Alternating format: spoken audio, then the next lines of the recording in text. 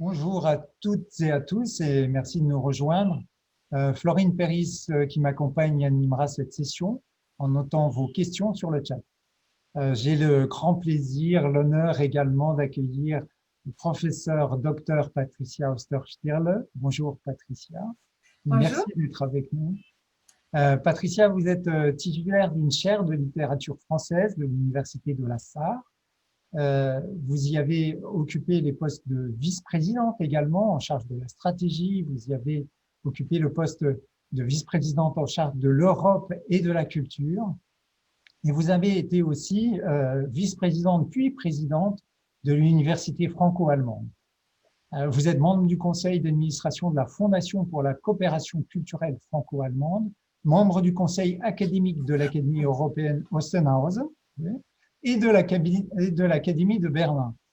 Votre engagement dans la coopération franco-allemande a été salué à de nombreuses reprises et vous êtes notamment officier de l'Ordre des Palmes académiques, chevalier de l'Ordre national du mérite et en 2017, chevalier de l'Ordre national de la Légion d'honneur.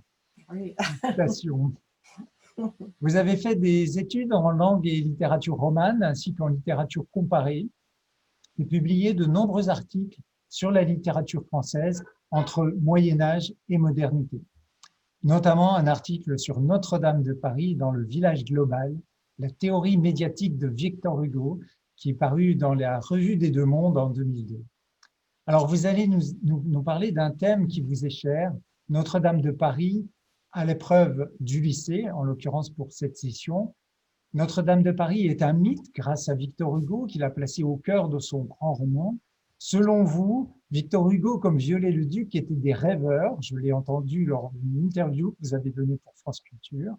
Victor Hugo disait qu'il fallait être frugal dans ses ambitions en matière de reconstruction d'un bâtiment historique.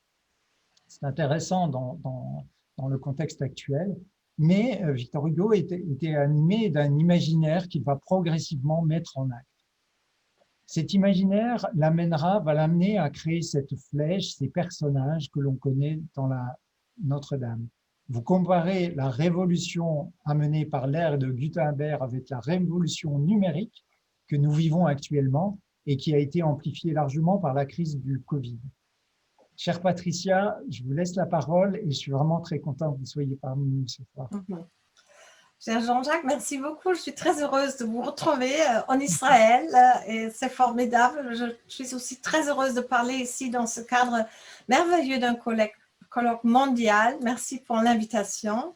Je vais commencer avec une petite introduction théorique sur la théorie médiatique de Victor Hugo, dont vous avez déjà parlé, que vous avez déjà introduit, pour après me pencher sur la possibilité de faire entrer cette théorie au lycée.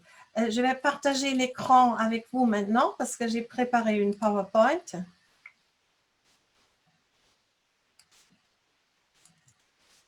Voilà. J'espère que vous la voyez. Elle est visible. Non? Je ne sais pas, je ne suis pas sûre. Non, Patricia, non, ça ne voit pas. Voilà, je vais essayer. Ah voilà, très bien. Là voilà? Parfait. Oui. Alors, Notre-Dame de Paris à l'épreuve du lycée.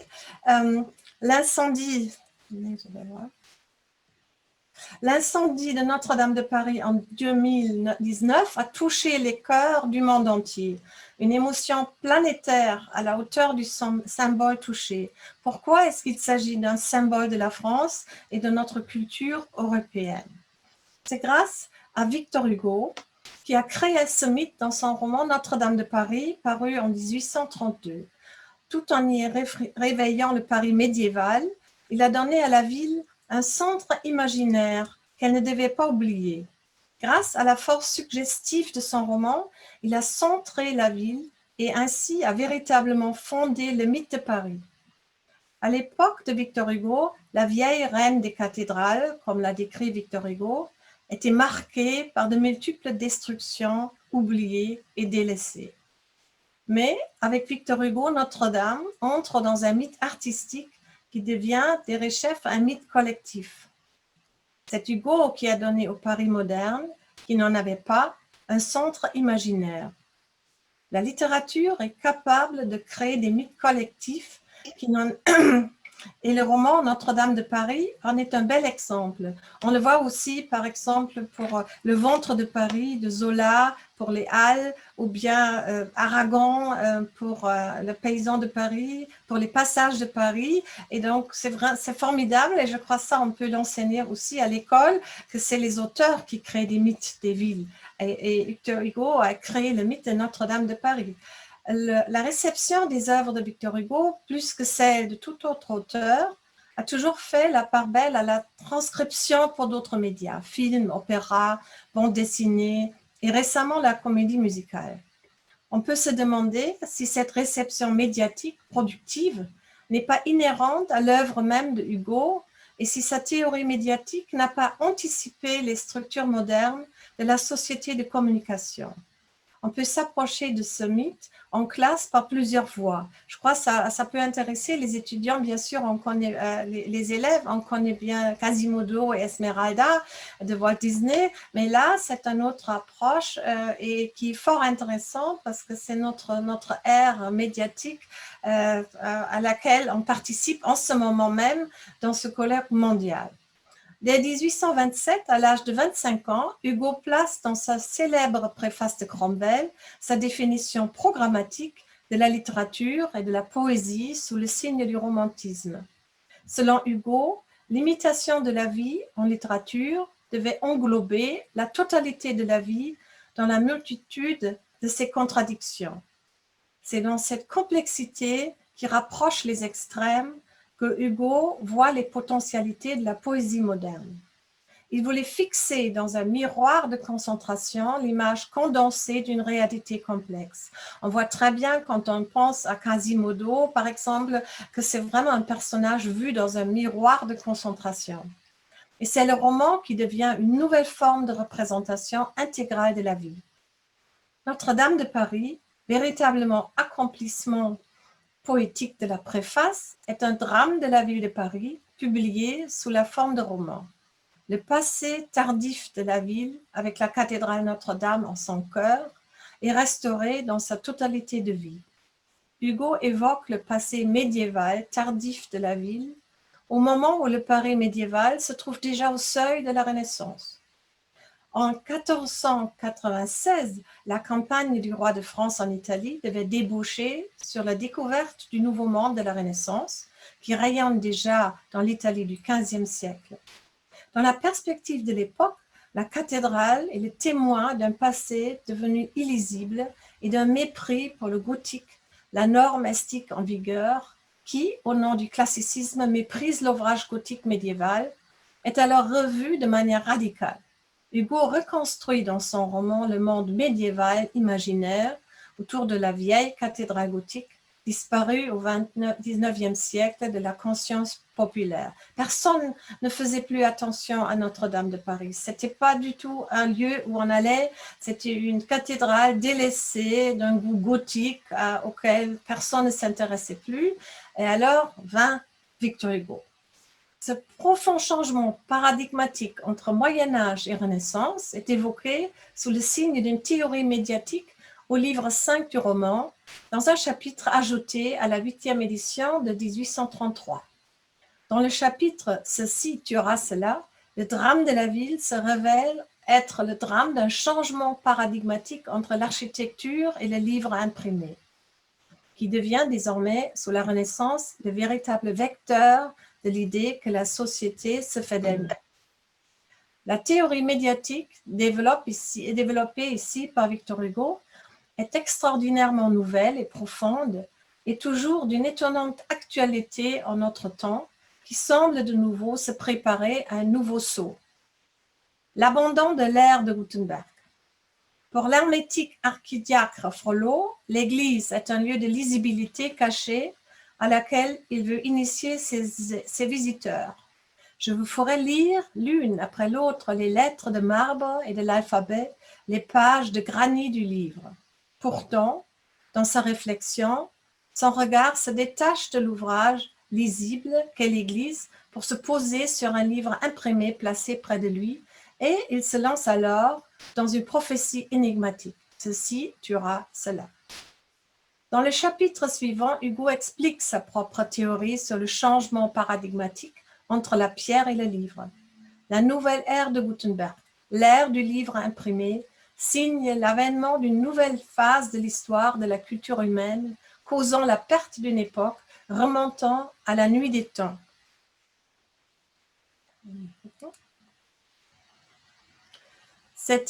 On peut voir mon texte?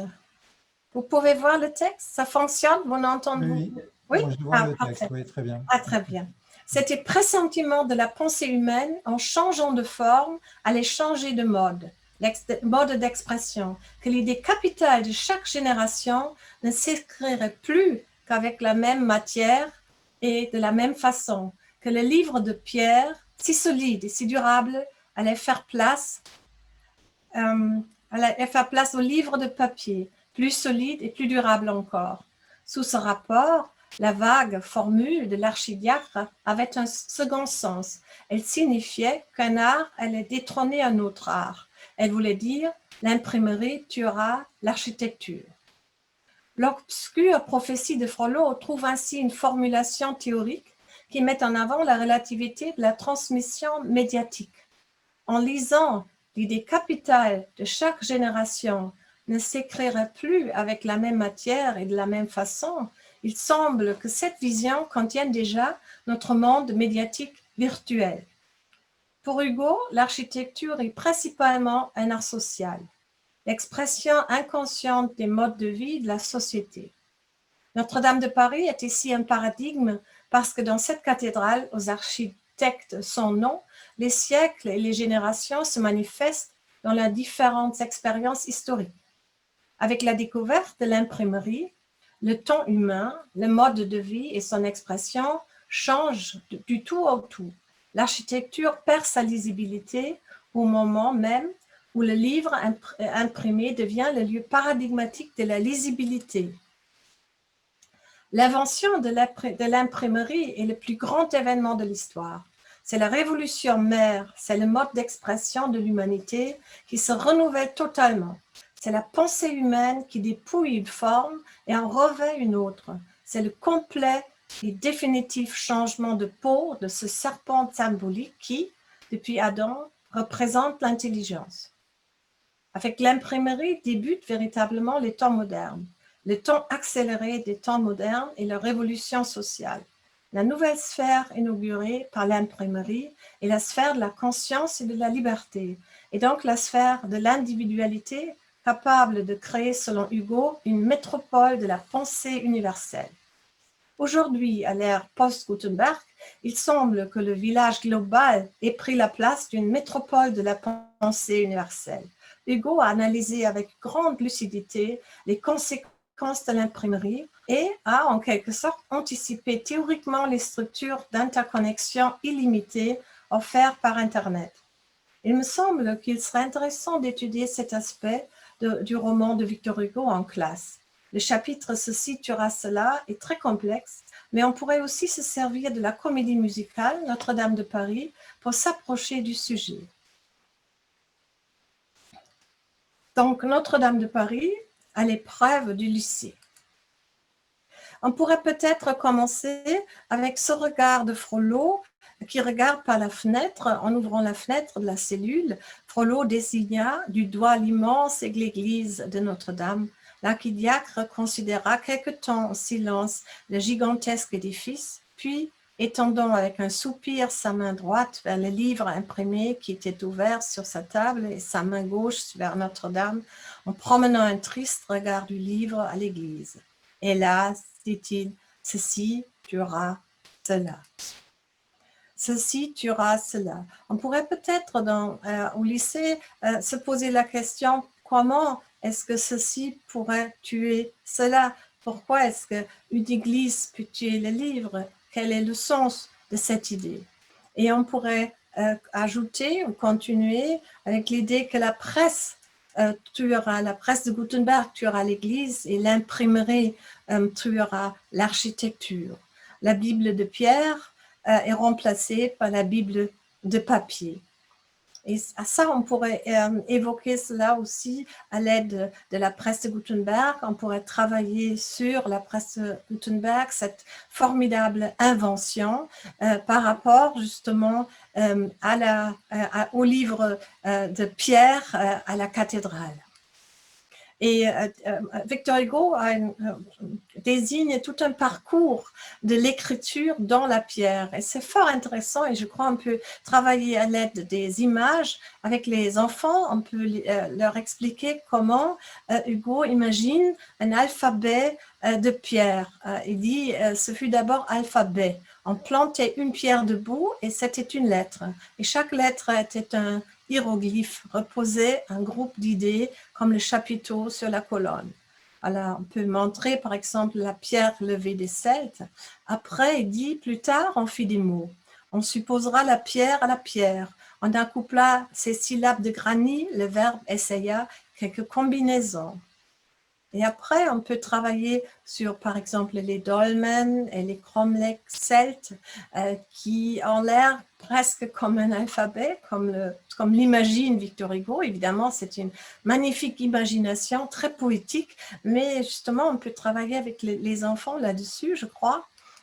Et après le tumulus étrusque dont il parle, et là, on est en Israël, le Galgal hébreu. Alors là, on a toute une écriture en pierre qui se développe de plus en plus. Quelquefois même, quand on avait beaucoup de pierres et une vaste plage, on écrivait une phrase. Là, c'est une idée comment on pourrait écrire une phrase en pierre. Et puis, le symbole avait besoin de s'épanouir dans l'édifice. Alors après ce simple alphabet, d'une certaine manière, ce simple alphabet se concrétise dans l'Église. Et là, on voit très bien comment ça se concrétise. On peut chercher avec les enfants, mais on peut même aller dans des églises pour lire, pour voir comment la pierre écrit l'histoire de la Bible, par exemple, comment à l'aide de la pierre, des sculptures, on peut justement raconter des histoires, justement, surtout au temps où les gens ne savaient pas encore pas lire, ou une grande partie de la population ne savait pas lire. Alors, c'était des églises, c'était les chapiteaux qui racontaient les histoires en pierre. Donc, c'était l'écriture en pierre. Et on peut faire découvrir ça aux enfants. Évidemment, là, vous avez les fameuses gargouilles qui ont donné l'idée aussi à Quasimodo, qui est dans Notre-Dame de Paris. Et puis, de l'autre côté, on peut aussi réfléchir sur le nouveau mode d'expression que nous donne la presse de Gutenberg, ou la possibilité, et ça aussi, Hugo l'a exprimé d'une façon très poétique, sous la forme imprimerie. La pensée est plus impérissable que jamais. Elle est volatile, insaisissable, indestructible. Elle se mêle à l'air. Elle se fait troupe d'oiseaux, s'éparpille aux quatre vents et occupe à la fois tous les points de l'air et de l'espace. Et là, je vous ai montré des papiers des Geschwister-Scholl qui sont connus pour ça, qui sont révoltés grâce aux papiers qui sont distribués partout. Donc, à la limite, c'est autre chose. Le papier, on peut faire beaucoup de choses, est beaucoup plus volatile que la pierre. Et donc, on peut commencer toute une réflexion sur la possibilité qu'a donnée justement la presse de Gutenberg. Et puis, on peut continuer avec notre époque. On pourrait se poser la question, sous la forme digitale, la pensée est plus impérissable que jamais, elle est volatile, insaisissable. On peut recommencer avec la même phrase de Victor Hugo pour montrer que finalement, c'est vrai, elle se mêle à l'air. C'est encore plus vrai peut-être qu'elle se mêle à l'air parce qu'elle est dans l'air. Nous, on est connectés dans le monde entier maintenant avec nos conférences. Ça, c'est la forme digitale de la pensée et ça a complètement changé. Évidemment, on peut se poser la question, est-ce que maintenant la numérisation a tué le livre? Est-ce qu'on a fait un pas en avant ou est-ce que le livre subsiste sous une autre forme dans le digital? Je crois que ça serait toute une question à poser aux élèves et ça serait fort intéressant de discuter avec eux. Et c'est quelque chose qui les intéresse, c'est leur vie de tous les jours, donc c'est fort intéressant. Il y a une autre voie encore, si on veut un peu se détacher du livre, du texte du livre, la comédie musicale. Normalement, je ne travaille pas avec des comédies musicales, je dois dire, mais celle-là, elle est vraiment très, très bonne. Et il faut dire que les textes, ils sont très intelligents. Cette comédie musicale tient compte de toute la complexité de Victor Hugo dans des chansons et on peut très bien les étudier en classe. C'est un peu, si on a des enfants qui ne sont pas francophones, c'est très difficile de lire Victor Hugo, mais c'est plus facile de lire les chansons de la comédie musicale et encore plus facile évidemment d'écouter des chansons de la comédie musicale. Je ne peux pas vous faire entendre des chansons parce que j'avais peur à cause des questions de droit, mais vous pouvez très facilement trouver ces chansons sur l'Internet partout. Ils sont très, très connus et vous pouvez travailler avec. Et c'est un exercice aussi d'écoute. On peut écouter les chansons, on peut chanter les chansons. Ils sont très belles. Même mes étudiants l'adorent, travailler avec. Alors, ce sont très belles chansons. On peut les chanter, même dans le cours de musique, et on peut les travailler avec. Et donc, cette comédie musicale, elle a été créée en 1998 à Paris. Pour la première fois, elle était présentée au Palais des Congrès. Luc Plamondon a fait les chansons. Cochinant a fait la musique et elle a été jouée dans 20 pays, traduite en 8 langues, plus de 11 millions de spectateurs, je suppose encore beaucoup plus maintenant l'ont entendu. Donc, c'était un énorme succès parce que les chansons sont très belles, mais en même temps, c'est aussi, évidemment, les questions abordées sont fort intéressantes. Je vous montre deux chansons qui ont un lien direct avec la théorie des médias. C'est la chanson « Il est venu le temps des cathédrales ». C'est une histoire qui a pour lieu Paris, la Belle, en l'an de Dieu, 1482, l'histoire d'amour et de désir. Nous, les artistes anonymes de la sculpture ou de la rime, tenterons de vous la transcrire pour les siècles à venir. Il est venu le temps des cathédrales, le monde est entré dans un nouveau millénaire, l'homme a voulu monter vers les étoiles, écrire son histoire dans le verre ou dans la pierre. Pierre après pierre, jour après jour, de siècle en siècle, avec amour, il a vu s'élever les tours qu'il avait bâties de ses mains. Les poètes et les troubadours ont chanté des chansons d'amour qui promettaient au genre humain de meilleurs lendemains. Il est foutu le temps des cathédrales, la foule des barbares est aux portes de la ville, laissez entrer ces païens, ces vandales, la fin de ce monde est prévue pour l'an 2000. Alors là, vous avez toute une réflexion, d'abord sur l'art anonyme des sculpteurs, de l'art en pierre, de l'écriture en pierre, parce que ce ne sont pas des artistes connus, mais ce sont des artistes anonymes, sont des artistes qui ont créé l'écriture en pierre et en même temps, avec la Renaissance, toutes ces œuvres gothiques sont foutues, comme a été dit, le temps des cathédrales. C'est juste ce que Victor Hugo montre dans son livre, parce qu'il fait revivre le Moyen-Âge jusqu'au moment où commence la Renaissance, qui va justement détruire ou bien ne pas respecter tout ce qui a été réalisé au Moyen-Âge. Et une deuxième chanson qui est encore peut-être plus intéressante pour nous, elle est chantée par deux personnages, ça c'est l'archidiacre et ça c'est le Gringoire, l'artiste, qui est beaucoup plus important dans la comédie musicale parce qu'il présente l'histoire et on donne donc un rôle très important à l'artiste, si on veut. Dans le livre, c'est Victor Hugo qui est un peu le narrateur. Et ici, vous avez Grégoire qui est narrateur, donc l'artiste lui-même est le narrateur. Et pour le décor, c'est aussi très beau, j'espère qu'on peut le voir. On voit qu'on a finalement les fenêtres de Notre-Dame de Paris. Ils sont au milieu d'une des fenêtres de Notre-Dame de Paris. Et c'est un dialogue. Et là, vous avez vraiment toute la réflexion sur l'ère de Gutenberg. Parlez-moi de Florence et de la Renaissance. Parlez-moi de Bramante et de l'enfer de Dante.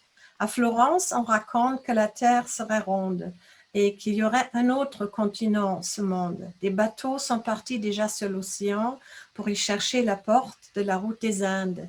Luther va réécrire le Nouveau Testament et nous sommes à l'aube d'un monde qui se scinde. Un dénommé Gutenberg a changé la face du monde. Sur les presses de Nuremberg, on imprime à chaque seconde des poèmes sur du papier, des discours et des pamphlets. Et ça continue encore. Des nouvelles idées qui vont tout balayer. Les petites choses toujours viennent à bout des grandes et la littérature tuera l'architecture. Les livres des écoles tueront les cathédrales. La Bible tuera l'Église et l'homme tuera Dieu. Ceci tuera cela. Les bateaux sont partis déjà sur l'océan pour y chercher la porte de la route des Indes. Luther va réécrire le Nouveau Testament et nous sommes à l'aube d'un monde qui se scinde. Ceci tuera cela, ceci tuera cela. Vous voyez comment cette chanson réfléchit, cette idée de ceci tuera cela va encore plus loin, évidemment, puisque Frollo va dire la Bible tuera l'Église et l'homme tuera Dieu, donc c'est encore un pas en avant, mais c'est une réflexion sur l'importance de la Renaissance, sur la découverte du monde, sur cette liberté qui entre dans le monde avec la Renaissance. Et c'est une chanson très simple, mais on peut, à partir de cette chanson, très bien travailler avec les enfants sur ces questions des médias, de la théorie médiatique avec la presse de Gutenberg. Et je crois que ça serait intéressant, c'est beaucoup plus facile, surtout quand on a une chanson, de comprendre le texte que de lire ce texte très compliqué de Victor Hugo. Les professeurs peuvent évidemment se baser sur cette théorie, mais en classe, on peut très bien travailler, je crois, avec ces chansons très simples. J'ai peut-être encore 2 pistes à poursuivre. Une piste, c'est la chanson Les Sans-Papiers dans la comédie musicale. Ce sont les gitans et qui sont très importants, et la Cour des miracles qui est très important dans le livre de Victor Hugo, et ils ont été transformés. Les maudits et rebelles de la Cour des miracles sont mis dans un contexte contemporain. Et c'est une très belle chanson et c'est un magnifique ballet de ces sans-papiers qui dansent, et vous voyez un peu dans l'image Notre-Dame de Paris stylisée derrière, et vous voyez les sans-papiers danser. Nous sommes les étrangers, des sans-papiers, des hommes et des femmes sans domicile. Ô Notre-Dame, et nous te demandons asile, asile. Nous sommes plus de 1000 aux portes de la ville, et bientôt nous serons 10 000 et puis 100 000. Nous serons des millions qui te demanderont asile. Nous sommes des va-nu-pieds aux portes de la ville et dans l'île de la cité. Le monde va changer et va se mélanger et nous irons jouer dans l'île. Nous sommes des étrangers, des sans-papiers, des hommes et des femmes sans domicile. Je crois là aussi, il y a toute une réflexion à faire sur justement sur les étrangers, sur les gens sans papier qui arrivent, les réfugiés. On a tout un discours à faire là-dessus aujourd'hui. Et je crois que ça serait, à l'aide de cette chanson, on peut très bien entamer cette discussion, surtout parce qu'en France, surtout, il y avait des moments où les réfugiés ont demandé asile dans des églises. Donc, c'est exactement comme la Esmeralda, qu'elle va chercher asile dans l'église à Notre-Dame de Paris. Donc, c'est un rapport direct avec l'histoire de Notre-Dame de Paris, mais en même temps, c'est un problème très moderne. Et peut-être pour finir, une dernière piste à suivre, c'est la chanson bohémienne et l'Ave Maria païen chanté par Esmeralda, qui peuvent lancer toute une discussion sur la condition des tziganes ou gens de voyage aujourd'hui. Et là, je peux encore vous donner une autre piste. Comme nous sommes en Israël, je crois que c'est intéressant. Il y a un film de Wilhelm Dieterle, The Hunchback of Notre-Dame, de 1939. Et là, les bohémiens apparaissent comme les gens de cette race. Il dit les gens de cette race n'ont pas le droit de venir à Paris. Et dites-le, il est émigré aux États-Unis et il critique avec cette allusion l'Allemagne des nazis. Donc on voit très bien comment on peut toujours faire entrer Victor Hugo dans différents discours et comment justement ces gens qui sont poursuivis, qu'on n'accepte pas, ce sont des parias dans son roman, peuvent changer de rôle, peuvent en 39, ce sont justement des juifs qu'on appelle les gens de cette race d'une manière très péjorative et en même temps très critique de la part du metteur en scène, où aujourd'hui ce sont des sans-papiers. Donc, chaque ère, chaque siècle ou dans les temps change la vue, mais c'est Victor Hugo qui est tellement riche, qui donne l'occasion d'entamer des sujets très différents, tout en partant de Notre-Dame de Paris, qui est un roman formidable. Voilà, j'ai une petite bibliographie avec, j'ai trouvé qu'il y a une page Notre-Dame de Paris, le spectacle comme outil pédagogique qui serait peut-être intéressant pour vous. Et j'ai écrit, comme a déjà annoncé, un article sur Notre-Dame de Paris dans le village global. Et avec ça, je vous remercie de votre attention. Et je vais Merci. Ma présentation. Merci beaucoup, Madame Patricia Oster-Stirl. Alors, je ne sais pas si vous pouvez me voir, mais voilà, je vais essayer de réapparaître. Alors, une seconde. Voilà. Alors, normalement, est-ce que vous m'entendez bien? Oui, je vous entends parfaitement. Alors, très bien. Donc, je recommande aux spectateurs de poser des questions si vous le souhaitez dans la partie questions et réponses en bas de votre écran. Mais alors déjà, pour l'instant, on n'a pas encore de questions, mais moi, j'aurais une question puisqu'on est aujourd'hui dans la journée internationale du professeur de français. Je vois que vous utilisez beaucoup donc les chansons éventuellement dans les cours de français. Et alors, ce serait adapté à quel genre de public, par exemple? Est-ce que ce serait plutôt des enfants, des adultes? Et puis, quel niveau aussi également? Et aussi, quel genre d'activité vous faites avec ces chansons finalement? Est-ce que vous travaillez surtout sur le thème ou est-ce que vous travaillez même parfois la grammaire, par exemple, avec ces chansons? C'est une question à me poser à moi? Oui. Oui. Enfin, moi, je suis professeure évidemment de l'université et j'ai des futurs profs devant moi. Je travaille donc avec les adultes qui seront des professeurs. Mais je trouve que ce serait plutôt, quand même, ce sont des sujets un peu difficiles. Donc, je crois que ça serait plutôt au lycée, pas forcément des adultes. Mais on pourrait évidemment, avec les adultes, on pourrait très bien travailler là-dessus. Mais je dirais avec des enfants à partir de 13 ans, 12 ans, 13 ans, ça dépend un peu du sujet qu'on peut aborder. On peut travailler très bien sur le côté médiatique, je crois. Là, on peut même commencer avec des enfants plus jeunes. On peut réfléchir là-dessus. Qu'est-ce que c'est qu'un livre de pierre? Qu'est-ce que c'est qu'un livre de papier? Et quelle est la différence avec l'Internet? Là, je crois on peut commencer déjà avec des tout petits, à la limite. Parce qu'on peut aller dans l'église, on peut voir comment les histoires sont racontées dans la pierre. Après, on peut voir qu'est-ce qu'on peut faire dans le livre, quels sont les atouts du livre, à quoi ça sert un livre. Et puis après, on peut se demander est-ce que le livre a été remplacé par l'Internet ou non, ou de quelle façon est-ce qu'il survit dans l'Internet. Je crois que ça serait une question qu'on pourrait poser partout. Là où ce sont des questions de racisme, des sans-papiers, ça, ce sont des questions qu'on peut aborder aussi dans les cours d'histoire. Là, ça serait plutôt le contenu. Mais évidemment, comme on a un auteur magnifique devant nous, on peut toujours aussi voir le côté poétique parce que sa façon d'écrire le livre, c'est très poétique avec les oiseaux qui se dispersent partout. C'est très beau. Donc, ce sont des métaphores, des images qu'on peut aussi étudier, je crois.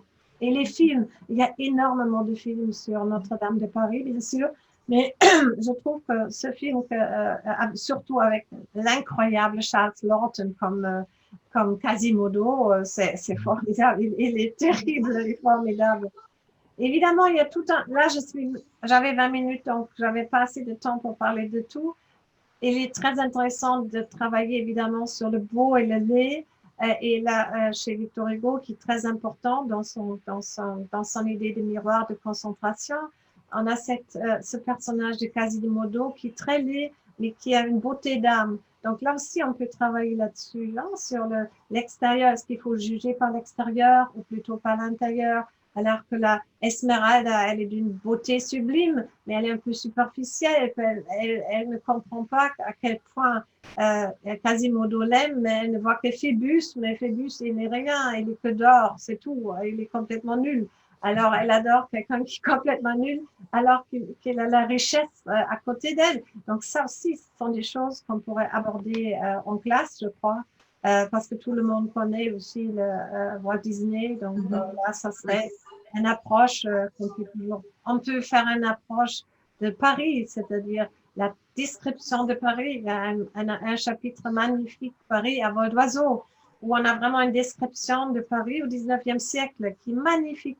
Alors, si en cours, on veut travailler sur Paris, on peut aussi justement essayer aujourd'hui, on peut avec Internet, on peut être aussi à Paris, on peut se balader à Paris, les élèves peuvent se balader à Paris et peuvent justement vivre cette idée d'abord découvrir l'île de la Cité et puis cette vue qu'il a de Notre-Dame de Paris.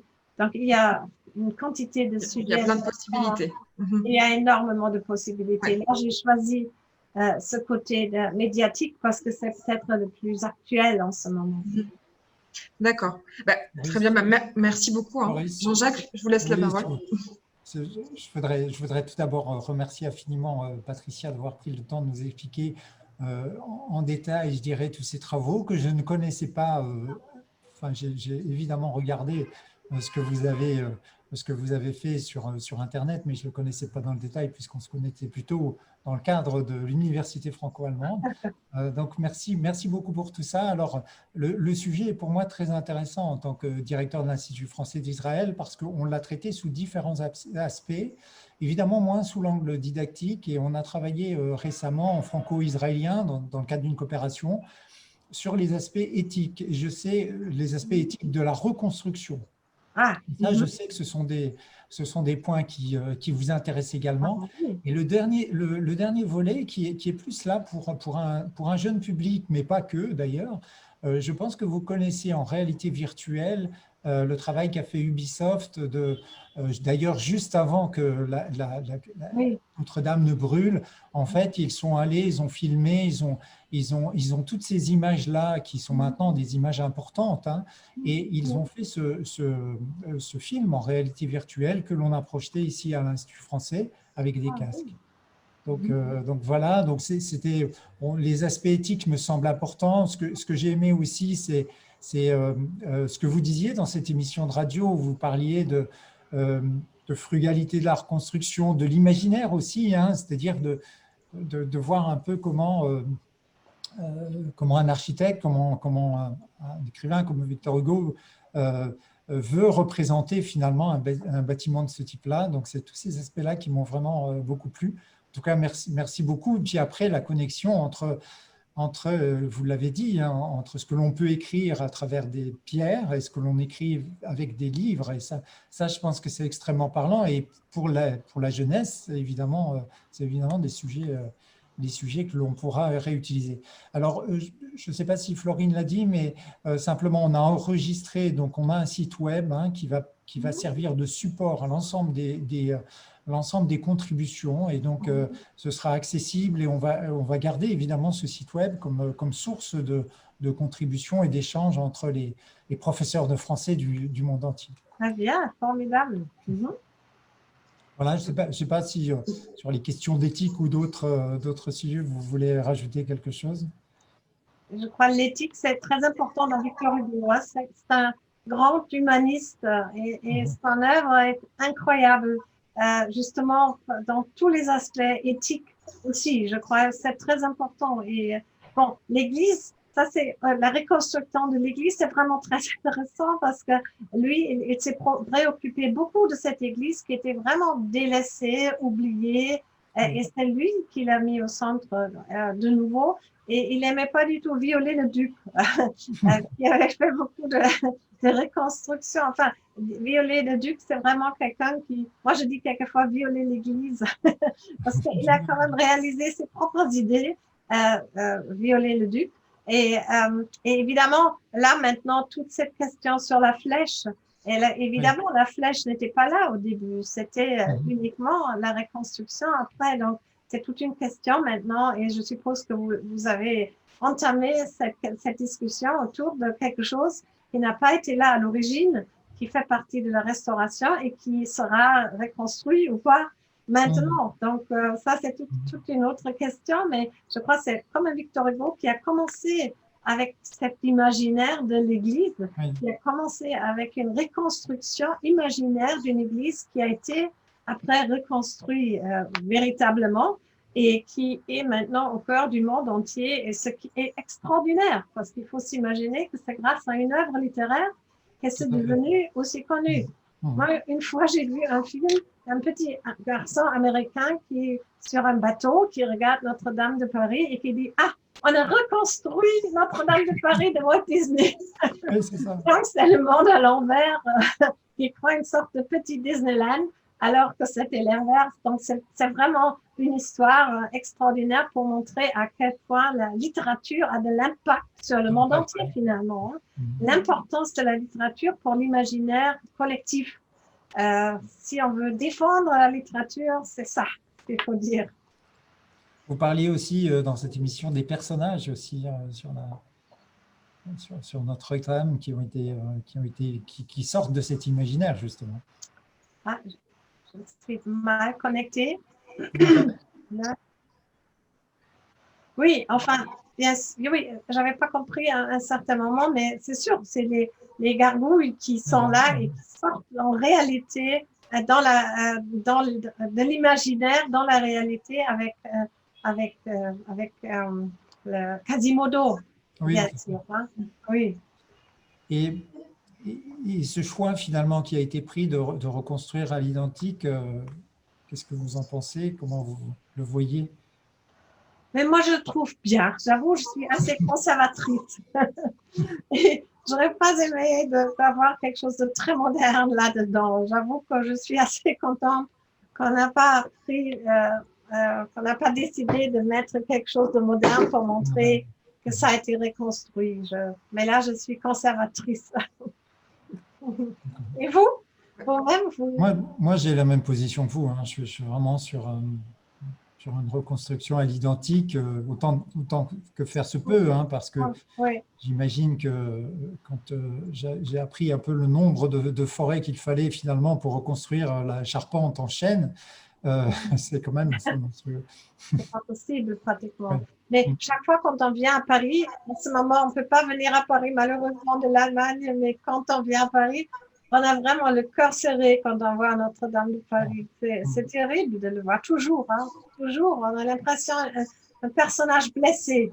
Comme si c'était déjà couronné en avance d'une certaine manière. On a l'impression que c'est comme un signe terrible pour cette détresse qu'on est en train de vivre en ce moment aussi. Mais ce qui m'a le plus impressionné, c'est également la solidarité internationale, et notamment d'Allemagne, pour aider à la reconstruction du bâtiment. Donc, bien sûr.